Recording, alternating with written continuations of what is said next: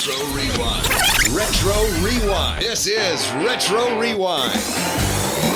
Retro Rewind with Dave Harris. Retro Rewind. Hi everybody, Dave Harris once again with Retro Rewind, a real treat, doing something a little different. We normally talk to musicians and artists from the music world. Today we're talking to one of my favorite creators of many shows that I grew up with and that you grew up with as well. We're talking to Kenneth Johnson today. Kenny, thank you for sitting down with us here on Retro Rewind. Dave, it's my pleasure. I'm happy to be here. We're thrilled to have you here. We want to talk a little bit about your career. I'll just kind of ramble off a little bit, some of the things that you created. Like the Bionic Woman and the Incredible Hulk TV show, of course V.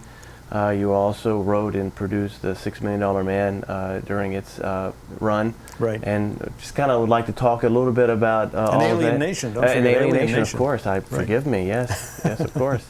So you've had a good track record, and let's just go back to the beginning. You started out, from what I can gather from some of the information that I saw, like on IMDb, you started out as a writer for like Adam 12, is that right? Well, no, actually, I started long before that. I was born in Arkansas, raised in Washington, D.C., and grew up in Maryland outside of Washington, D.C., and sort of got into the theater when I was a kid in high school and interested in that. Discovered that of course, you do a lot of acting. That's what you have an opportunity to do when you're in high school, and I discovered that as an actor, I was a pretty good director. And so I began to go in that direction. And I was lucky enough to get into school that was at that time called Carnegie Tech. It's now called Carnegie Mellon University. But the drama department at Carnegie Tech was really the preeminent drama school in the country at that time. You had to audition to get into it, and it was a tough school. And it was great because it was all about the theater, and it was all about, there was no television, there was no filmmaking. It was all about working and learning to work as a theater person, as an actor, as a director on the stage. Mm-hmm. And at the same time I was there getting that education, which was sort of Stanislavski based, I ran a film society at Carnegie. I still have posters around my office here, as a matter of fact. I used to give the film students, or rather I used to give the graphic students free tickets if they would make posters for the movies that I was running. Yeah. And I ran the film society for 4 years, put myself through college setting up other film societies. So while I was getting the theatrical training at Carnegie in the school, on the side I was getting this whole Cinematech training by looking at all of these great movies from the history of cinema, from the 15s and 20s and 30s all the way up to the present day in the 60s then. And I really realized that I really wanted to try to move into the film world, that I could have that I wouldn't be hemmed in by the proscenium on the stage then. I could have the sort of the world as my canvas. As my canvas, exactly. And it was at that point I decided I really wanted to get into filmmaking. And after college, I went to New York and said, here I am ready to make movies. And New York said, why'd you come here? We're not making many movies in New York. Yeah. And I was already married with a child and had to get work. So I started working in television, in live television in New York, first at CBS, and then I was hired by WPIX to be a producer-director for them. I was only 21 years old. Wow. They had seen a film that I had made on my own while I was at Carnegie, and invited me in, and I was doing this rock and roll show, of all things, which became the hottest, highest-rated show in New York City locally, and did a number of other projects for the station while I was there at the same time, and sort of learning as I went along, and I learned something very important actually, Dave, at that, because there was another guy there who was fairly young, though not as young as I was, and he just thought he was God's gift to television and all of that, and he was always spouting off his ideas about what he wanted, how he wanted to do things, and I realized that all the guys I was working with there at CBS and WPIX were old enough to be my father or my grandfather. And I decided the smarter way would be to throw myself at their mercy and say, guys, I'm really out of my league here. I don't know what I'm doing, and I need all the help I can get. Yeah. Could you help support me here? Yeah. And I got some ideas, but tell me if they'll work or not. And that was the great way to go, I discovered, because when you're self-effacing and honest like that, then people rush in to help you out and to make you look good. Yeah. And that's what they did. And after that, I had been in touch with Westinghouse Broadcasting broadcasting since I'd been in college. I was an intern for one summer with Westinghouse, and they invited me to come down to Philadelphia to become a producer on a show called The Mike Douglas Show, which was at the time the biggest, the only daytime talk show, variety show that there was. Yeah. And my friend Roger Ailes, I first met him there. He invited me down to, he was the executive producer and invited me to be one of the producers on the Douglas Show. And I said, but Roger, I really want to make film. That's what I really want to do. And he said, Kenny, you'll have plenty of opportunities to do film pieces for the show, as long as we also get out our 90 minutes live every day, 6 times a week. Yeah. And so I took him at his word, and I went down and joined the show as a producer. And it was kind of fun because whenever I wanted to learn a different kind of filmmaking, I just had to come up with an excuse for Mike to be in that arena. Like I would call the Navy and say, Mike would like to become a member of the underwater demolition team. Yeah. So that way I get to learn underwater filmmaking, right? And the Navy says, that's great. And they flew us to Puerto Rico, taught me how to scuba dive, gave me 2 Navy underwater film crews and submarines and helicopters, and it was great stuff. Yeah, yeah. So I put together, while I was there, a lot of interesting film clips, and at the same time, we did do 90 minutes a day live 6 times a week, which was a tremendous challenge, but it also gave me an opportunity to meet all kinds of people, because every personality, every star that was plugging a movie, every writer that was plugging a book, all the major lawyers in the country, all the major scientists in the country, all the major politicians, everybody came through the Douglas Show, and you got to meet and work with everybody from Judy Garland to George C. Scott to Paul Newman and all of that. But at the same time, you were meeting with Bobby Kennedy, and you'd look up. I remember still looking up from my desk one day as Martin Luther King walked in the door. It's like, and it was just normal, Yeah. And after about 1.5 years, I was ready to really pack it up and move to California and do the film work that I wanted to do when Nixon came to do the Douglas Show. It was in the '68 campaign, and he was running for president. And Roger Ailes, who was my boss, the executive producer of the show, convinced Nixon to hire him, Roger, as a media consultant. And so Roger left the Douglas Show and told Westinghouse that I was the guy that should take over for him as executive producer. So here I was, 24 years old, executive producing the biggest talk show in the country with ratings higher than The Tonight Show or anything else. Yeah. And Roger went off to do Nixon. A little side note, about a month after that, I got a call one night from Roger and, Kenny, it's Roger and Dick. Okay. And they wanted me to leave the show and come and direct Nixon's Madison Square Garden television rally that he was going to have, and then do all the rest of the campaign television for him, and then go into the White House with him as his television guy. I'll call you back, Dick. I said, no, it's very seductive, that stuff, but it was not what I wanted to do. So I respectfully declined and said no, thank you. And shortly thereafter, I spent a season at the Douglas Show, and then I came out to California, and said, okay, here I am, ready to make movies. And Hollywood said, how about a talk show? That's what you do. You're a talk show producer. Okay. And I said, no. I was trained in the theater, trained in the Cinematheque. I'm a filmmaker. Yeah. Well, show us some film that you've made. And I showed him some of the stuff from the Douglas Show, which was quite varied, and some of it was pretty intense. But they said, but there's no clip from a feature here. And I said, well, I know. That's why I came to California. So, Right. And it was so frustrating. It was like starting all over again. And my college friend, Stephen Bochco, Steve was a year behind me at Carnegie, and he had already come out to California and was working at Universal as a story editor, a contract writer at Universal. And he said, look, Kenny, if you write, you can control your own destiny a little more. And I said, but writing's hard. Directing is easy, Steve, for me anyway. Writing is like, and Steve said, no, writing is not hard. You just stare at a blank sheet of paper until beads of blood appear on your forehead. And that's what it was like for me. But I discovered, he said, look, we took the same writing classes at Carnegie, and you've seen a zillion plays and a zillion movies. Trust me, just try it. So I started writing, and discovered that Steve was right, that I could write, and that I could write pretty fast and with a certain degree of quality. And I became a great writer of unproduced screenplays, most of which are still on my shelf, upstairs. Steve at the same time introduced me around to his pals at Universal, including Steve Cannell, who was at the time the story editor on Adam 12. Yeah. And Steve asked me to write a couple of episodes for him, which I did, and gratefully, and then directed a couple of Adam 12 episodes. And Steve Bochco also had a couple of early series off the ground that didn't go very far, but at least he gave me a shot. Yeah. And then Steve Bochco introduced me to Harv Bennett, who was producing this show called The $6 Million Man. And they were in the middle of their first full season. They'd started as a mid-season, and now they were doing their first full season.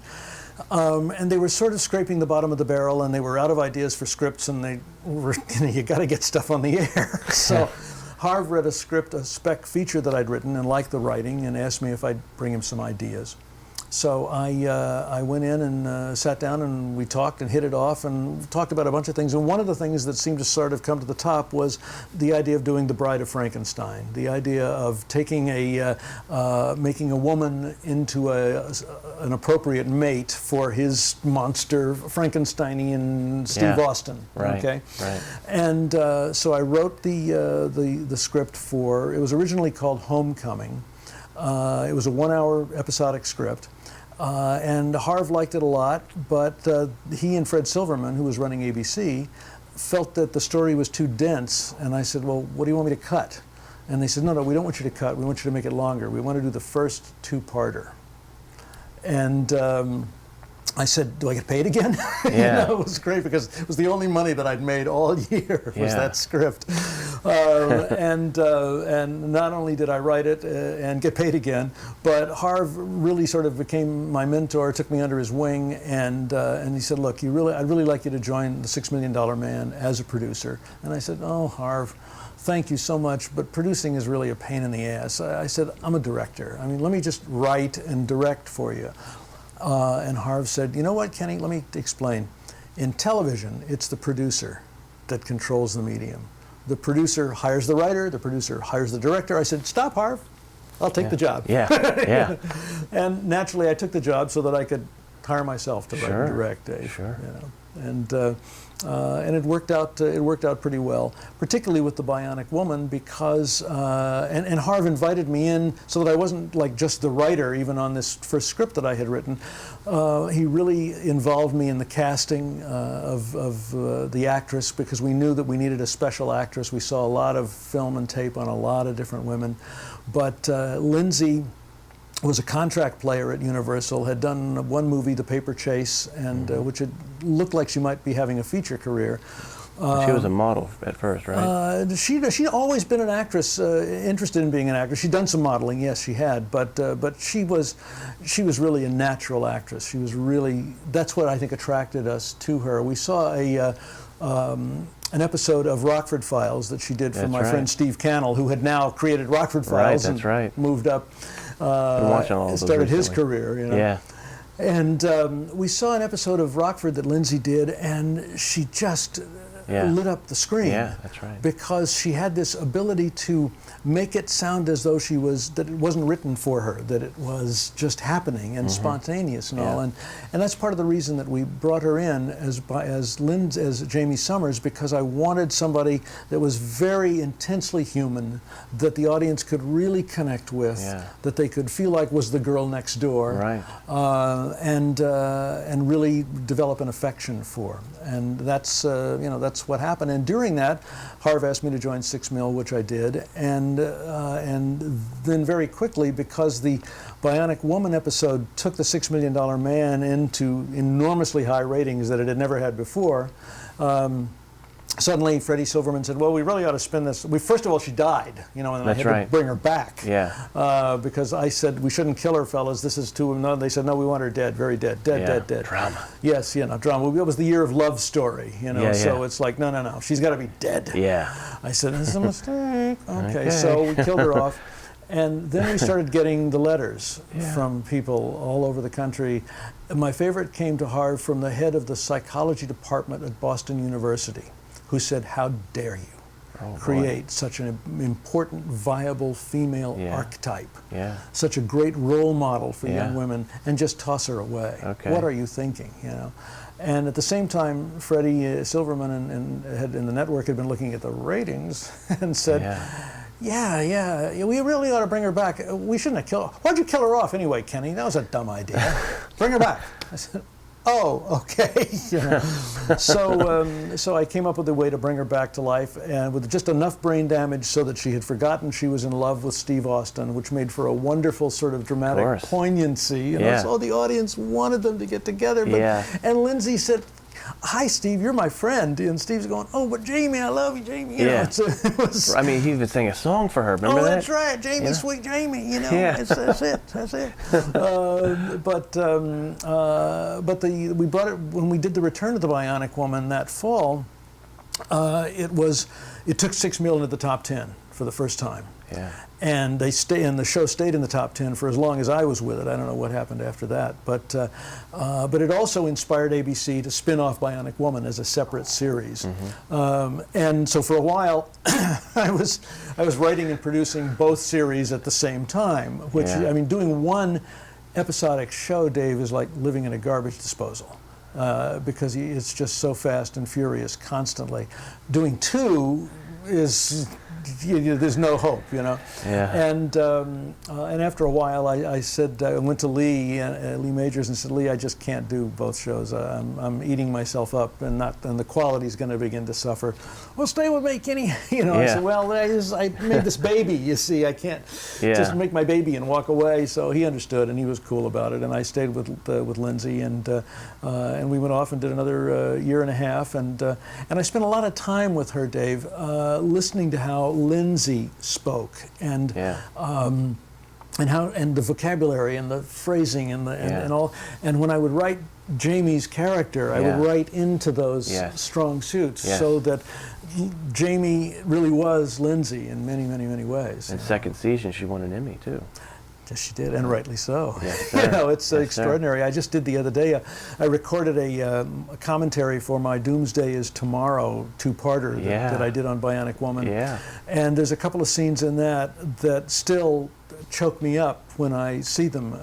They made me cry when we did it on the set, I remember, and they still do, because she is just such a forceful, inventive, spontaneous. Natural human being. Oh my God, it's a wonderful performance, and it's great that it's finally coming out on the DVD set. Yes, sir. Because I can't tell you how many people have written me over the years saying, how come they can see the Bionic Woman on DVD in Europe, but we can't get it here? Well, I was just telling you, I bought the Region 2, and then I had to buy a player on top of that to decode it. That's how desperate I was. I know, it's true, and now, finally, they're releasing both of the Bionic shows at the same time. The Bionic Woman Season 1 is coming out on the 19th of October. And then Season 2 will be out, I think, just after the first of the year. And then Season 3 after that. On $6 Million Man, Time Life is doing this humongous release of the entire show of the $6 Million Man, all the episodes. All 5. Plus the 3 original pilot movies, plus the later Bionic Woman reunion movies that they did, plus a whole bunch of interviews and special features, and they've got interviews with Lee Majors and with Lindsay and all of that. And it's going to be this 40 DVD set that goes into pre-sale 1st of September, and I think it's going to be released in the 1st of November. And I mean, I don't know what it's going to cost, but it's going to be the size of a suitcase, I think. So, I have enough time to mortgage my home. That's exactly right. Which I probably will, because I love the show. Well, you're not alone. So many, many people did and still do love the show. They were iconic shows, and they still are. They've never sort of faded away. Why do you think that is? I think it's because in a lot of ways the bionic myth, the larger than life myth, the demigods like Hercules, who were part human and who were part from the gods, or in this case from technology on the Bionic shows, I think that kind of story has always had an appeal to the human psyche. And when you get a couple of actors to personify them that are as compelling and interesting to watch as Lee Majors was and as Lindsay was. It just solidifies, and you get that magical stuff that in Hollywood we call lightning in a bottle. It's rare when it all comes together.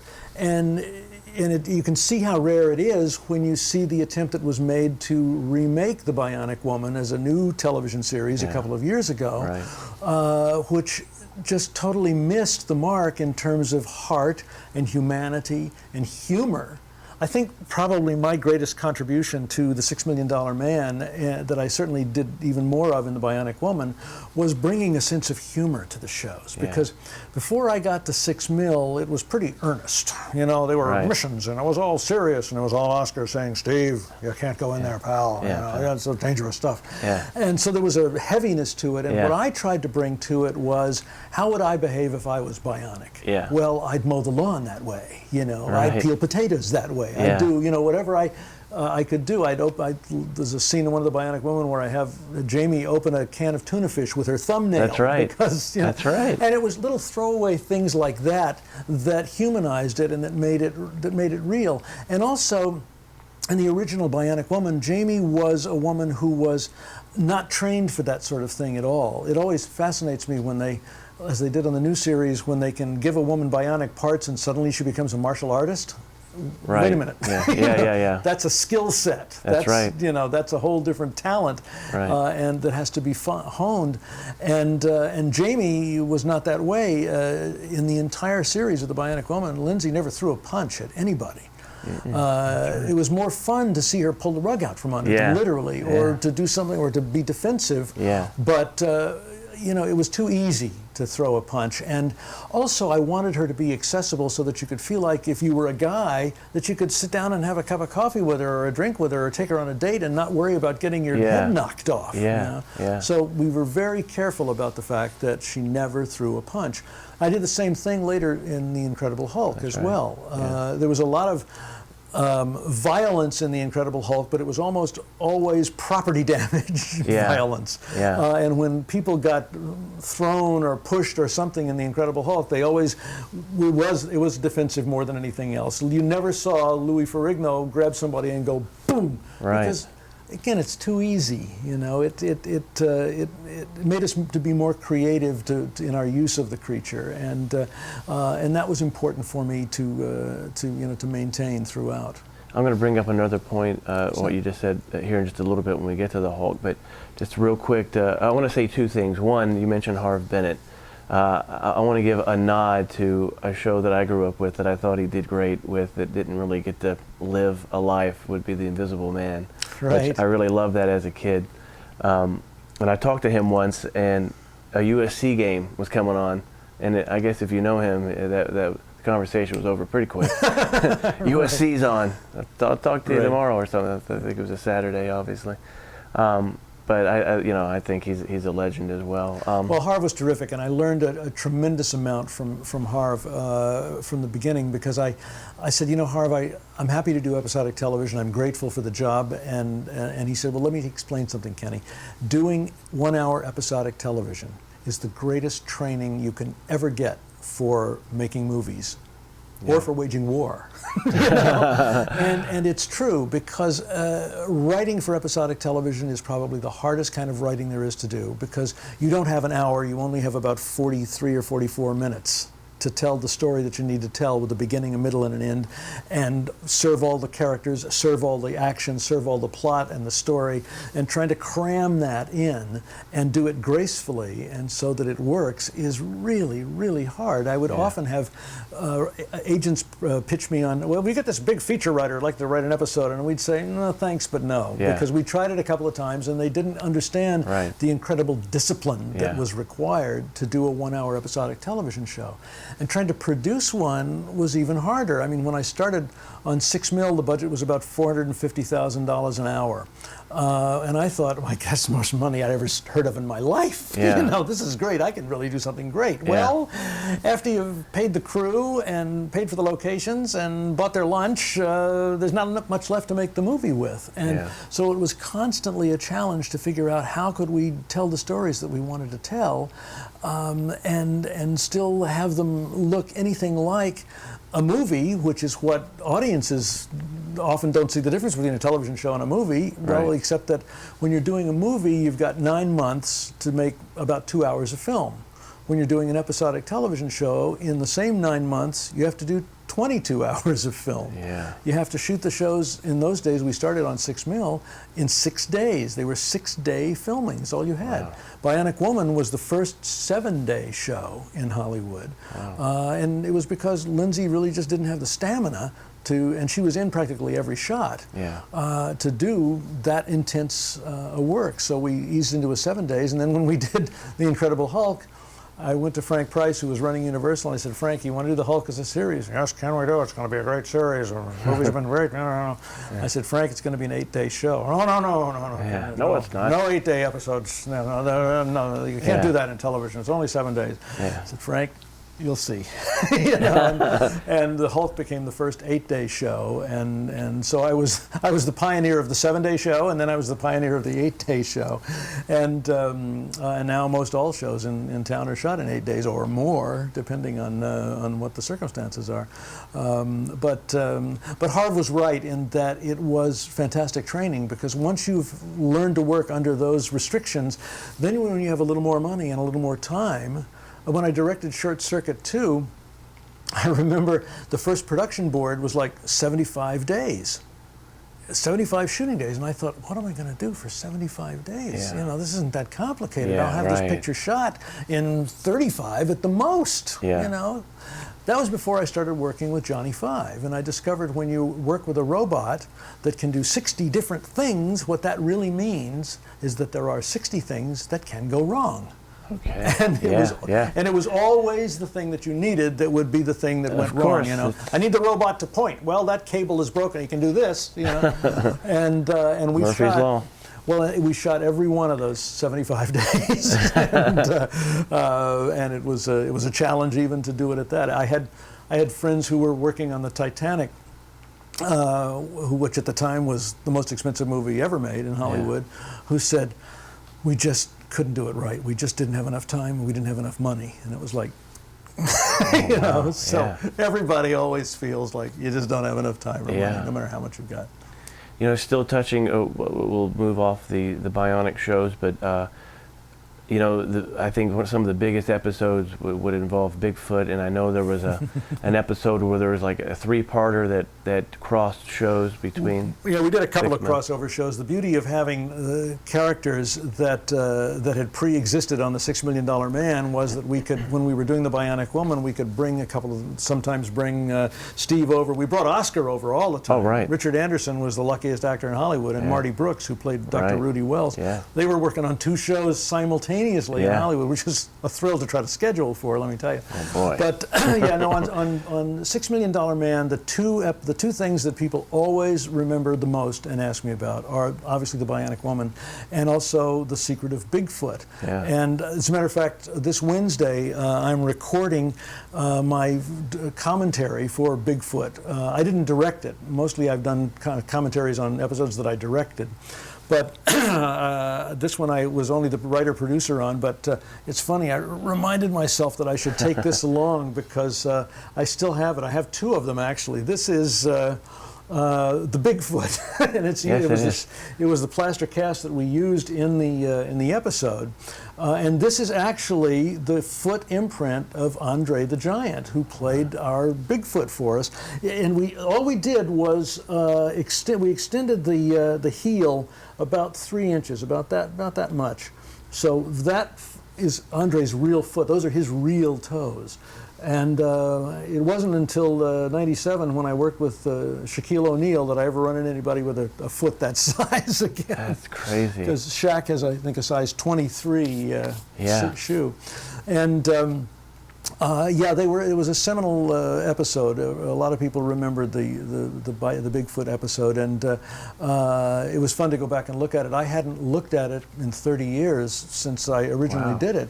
Well, I didn't have the film. There was no video, home video or anything like that of it. And looking back at it, I thought, oh, this is going to look a lot like Mystery Science Theater, I'll bet. No. But and some, what does look like Mystery Science Theater are some of the sets, because we just didn't have the money to do the kind of sets that I would like to have done. But the feelings and the emotions in it, and the fact that there's no bad guys in it, which is kind of interesting too. Yeah. It was fun. So those two are the ones that people always ask me about on 6 Mil. On Bionic Woman, the one that always comes up is the Doomsday is Tomorrow two-parter I did, which pits her against a computer that is has been programmed to protect this Doomsday device that's going to destroy the world. Right. Obviously, with nods to Mr. Kubrick for the invention of HAL. But what intrigued me about Doomsday was, here's Jamie, a human being with the parts of a machine, and in many ways, Hal is like a cousin to her, because he's a machine with the mind of a human.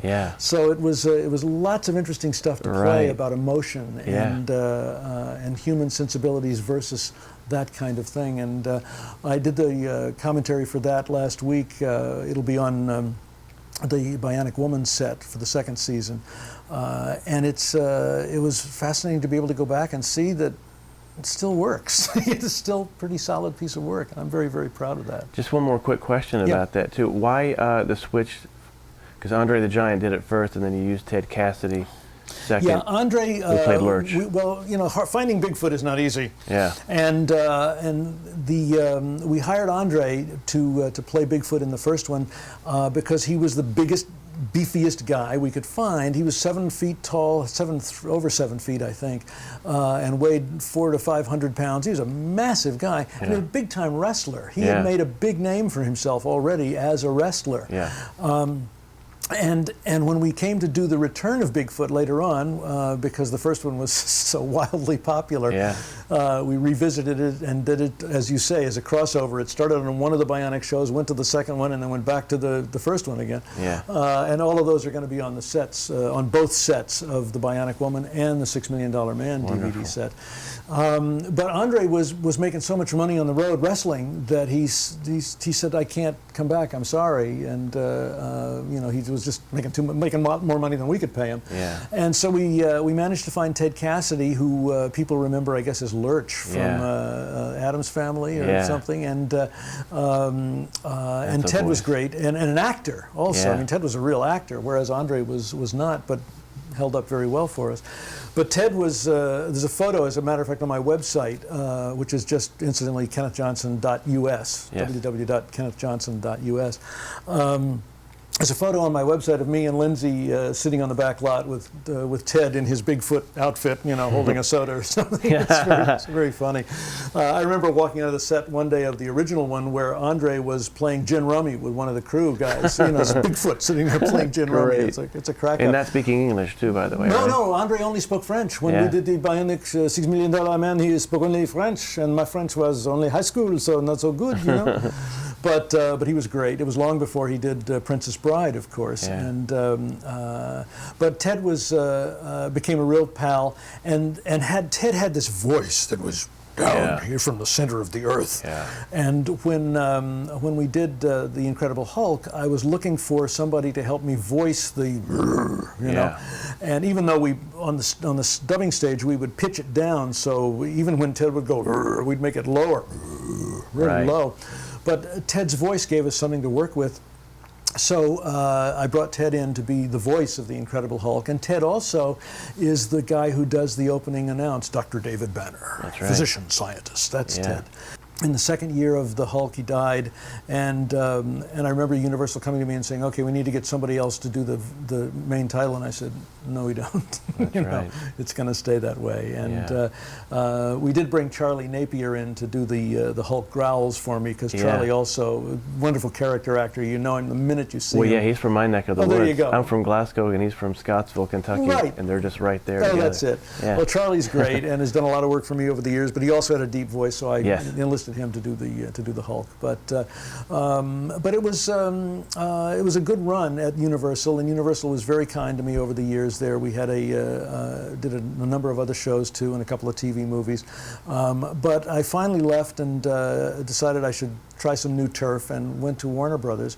In the early 80s, and it was there that I wrote this spec feature about a fascist takeover of the United States that would sort of leave us in a different world all of a sudden. Yeah.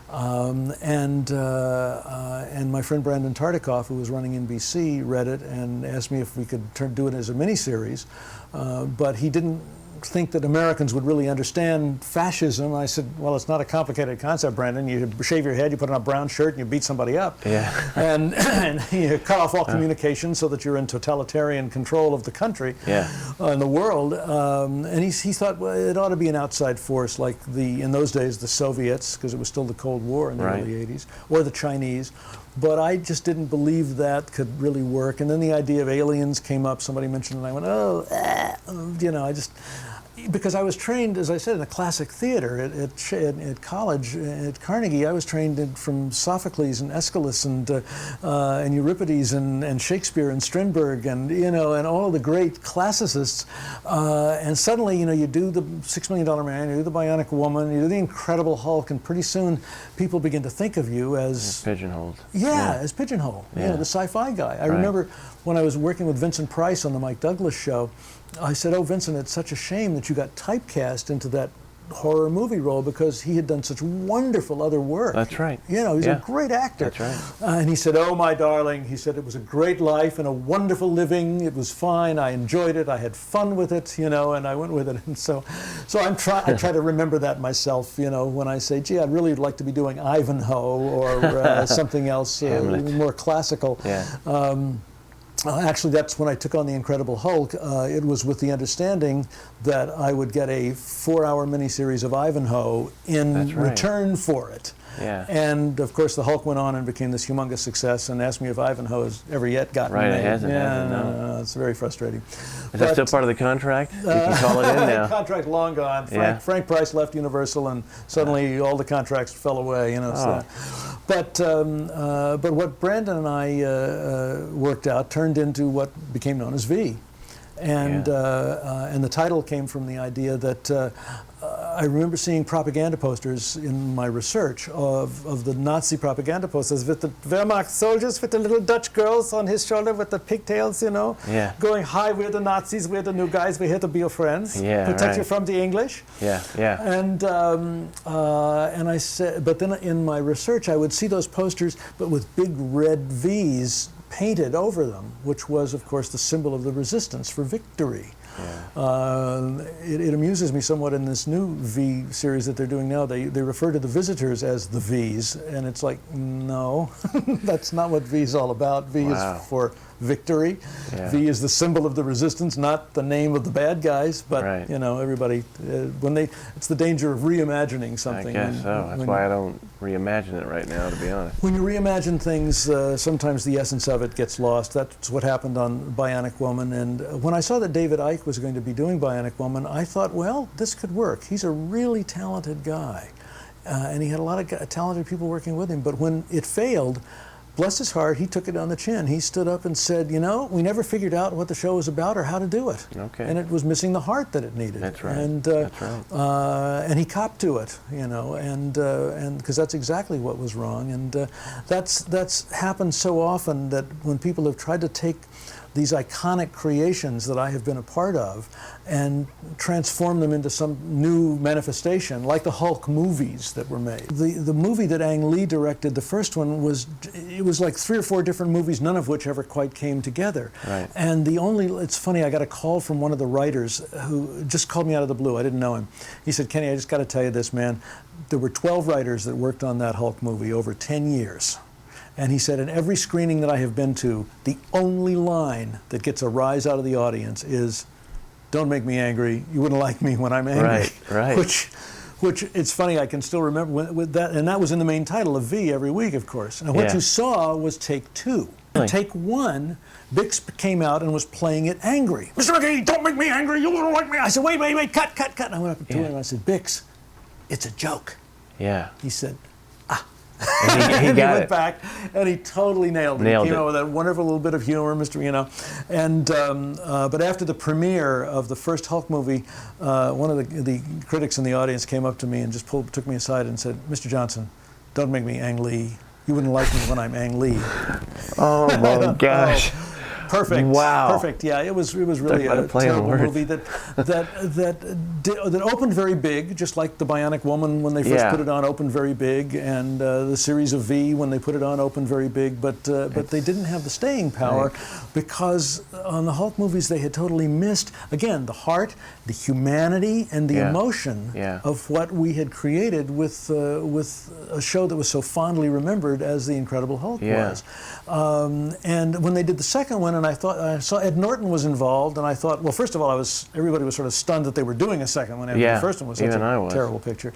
But I thought, okay, Ed Norton, really talented writer, really talented actor, and they said a lot of times in interviews how they were planning to really go back and try to grab what I had created originally, and they even built sets to match exactly what I had done, 30 years earlier, and even the framing of the shots in some cases were the same. And I saw the trailer for the movie, and I thought, for about the first 2/3 of the trailer, I thought, wow, they might really nail it this time. Yeah. But then comes the moment when the big CGI hand comes out of the street and the concrete, and you go, oh, no. There it is. And the problem for me, I think, Dave, is that imagine you're sitting in a Shrek movie, and suddenly there's a real human being in it. A real human being in a Shrek movie, and you go, wait a minute, that's not right. This is a cartoon, and that's a real human being. It doesn't, and you get this disconnect in your mind. And I think that's why the movies have not been successful. That opened big because people have great expectations, and then have gone away. And what we're trying to do, about 1.5 years ago, I discovered, to my amazement, that I owned and controlled the motion picture rights to V. And how did you tell us how you found that out? Well, it's poring over the contract? Yeah, well, no, what happened was back in the 80s, after V had been on as a miniseries, Warner's released a couple of novelizations of my original screenplay, and my lawyers and I said, wait a minute, we never sold those rights. I have separated rights, which carves those things out, publication, other movies. And it was very muddy. Went around back and forth for about 3 years, and finally the Writers Guild decided there wasn't enough money in it to try to see it through, so we just let it drop. But I had it in my head at that point that anything I did with V, Warner's would have their finger in. And I knew that Warner's TV owned the television rights for sure. So when I came up with the idea of doing V, the second generation, of picking up a story 20 years later and doing a sequel miniseries, which we sold to NBC, I knew that I'd have to go through Warner Brothers to do it. And that was okay. I wanted to get the miniseries made. And NBC bought it, but it wasn't like my days with Brandon Tartikoff. The hierarchy at NBC had changed, and everything got a lot muddier and a lot hazier and they would take 6-8 months sometimes to read a 15-page story treatment, and it was very frustrating. And I mean, during the course of it, I even turned the miniseries, the second generation, into a novel, because there was a lot of great stories there. But NBC sort of dawdled while they lost money in advertising and stuff, and they ultimately said, we can't afford to do this. We just, can't afford to make any more miniseries. And at the same time, the same thing was happening at the other networks too. So the miniseries sort of, just languished and didn't get made. And then I got a call one day from Warner Brothers TV saying, look, we've got this other guy that's got this idea for V. He wants to do it as a television series, and so we're going to go and do it his way. And I said, fine, you can do whatever you want. You own the rights. The very next day, I discovered my friend David Foster, who had produced Short Circuit 2 and had me direct for him, came to me and he said, why don't we make V as a movie? And I said, well, we'd have to go through Warner's. It's a big tangle. And he said, who owns the rights? And I said, well, like Warner's. And he says, no, he doesn't. No, they don't. He already knew the answer. Yeah, he said, you do, because David had talked to the head of business affairs at Warner's Features, who made it very clear, no, Kenny has separated rights. Kenny owns the motion picture rights to V. Well, Dave, I suddenly had a lot of new best friends. There it is, isn't it? Yeah. And we had meetings at studios, literally all of the major studios in town: Universal, Paramount, Fox, Sony, MGM, UA, New Line, DreamWorks. All of them wanted in. Yeah. And they wanted to take V and buy the rights from me, let me produce, maybe let me write. They weren't sure. Oh, maybe. Maybe. Oh. But as far as directing is concerned, they saw it as a big $200 million summer tentpole movie. Epic, you know, like Independence Day, which was instantly a ripoff of V. And side story quickly, I was at an awards ceremony one night, and these two guys accosted me in the parking lot, Dean Devlin and Roland Emmerich. And they said, Kenny, we've always wanted to meet you. We've been ripping you off for years. You know, we had a good laugh, and I said, yes. Where's my share of the $400 million?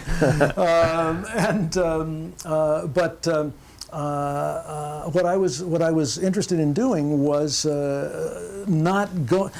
The studios have this wrong impression that V is an invasion picture. You know, that it needs to have the White House blown up and stuff like that. You know, and they don't understand that V is a story about occupation. It's a story about what happens when you're in an occupied country. Yeah. And certainly there are big action set pieces and big spectacular sequences, but it's really a character-driven piece. Yeah, it is. And I feared that the way that the big studios were talking, it was just going to end up as a big overbloated mess. Visual more than anything. Yeah. And so I said no, respectfully. And of course, when you say no in Hollywood, they think it's because you want more money, and they kept offering me dump trucks of money, you know, and I said, no, it's not about money, guys. It's about me controlling this project and protecting it from being destroyed, as I have seen my projects be messed up by other people. Yeah. So what we're in the process of doing is setting up V as an independent picture. It's expensive. It's like $49.5 million, which is high for an independent picture. Sure. But it's all that I need to make the movie that I want to make and make it well. It doesn't have to be, you don't have to spend $200 million to get the look and the feel that I want in the picture. You just want to tell a story more than anything, right? That's right. And in the budget, I mean, I'm in for director's scale and writer's scale. I'm taking the absolute minimum amount of money that the Writers Guild and the Directors Guild will let me take, you know, so that I can make the movie that I want to make. And we've got a number of people out and around town and in Europe as well who are seeking right now to find the $49.5 million that we need to make the picture the way that I know that the audience wants to see it. And part of the reason that I know how they want to see it, Dave, is because when I helped Warner's put together the DVD release of my original V back in the early 2000, Warner's thought it was going to be a cult item that would sell 15,000 copies total. Really? It did sell 15,000 copies the first day on Amazon alone. Yeah. You know, now it's gone on to sell like 2.5 million units for over $50 million of revenue. It's like, you know, it's a no-brainer. Yeah. And at the end of my director commentary, I put an email address where people could write if they had comments or questions. Are you kidding me? And I have 3 books like this, and that represents about 5 or 6% of the emails that I have gotten. I think Larry and I are probably in there somewhere. You probably are. I'm not kidding you. These have come from all over the world, Yeah. from as many women as men, Sure. which is really unusual for the, you know, working in the science fiction. Well, even like the Hulk, the women was the #1 audience. I've been very lucky in that my core audience has been the perfect sort of demographic. Yeah. The largest audience for all of my work, Bionic Woman, 6 Mil, even when I was there, Incredible Hulk, V, Alien Nation. Yeah. My largest audience has always been adult women, and then men, and then teens, and then kids. Right. Why? Because I pandered to women when I wrote? No, because I was always always more interested in emotion That's and in right. character Right. and in relationship. Yep. And so half of these come from women, half of all the ones that I've gotten. And interestingly also, about half of them say something, well, like this one here. I was 7 years old when V first premiered on NBC, and while I was far too young to pick up on the themes of fascism at that time, I was won over by the strong heroes and evil villains. And now I'm looking at it later on as late 20s, early 30s, and I'm realizing, I get it. oh, yeah, there was so much more going on. Because the thing that people didn't realize, a lot of people, and particularly the big studios, is that V was never about big spaceships and alien people. It was about power.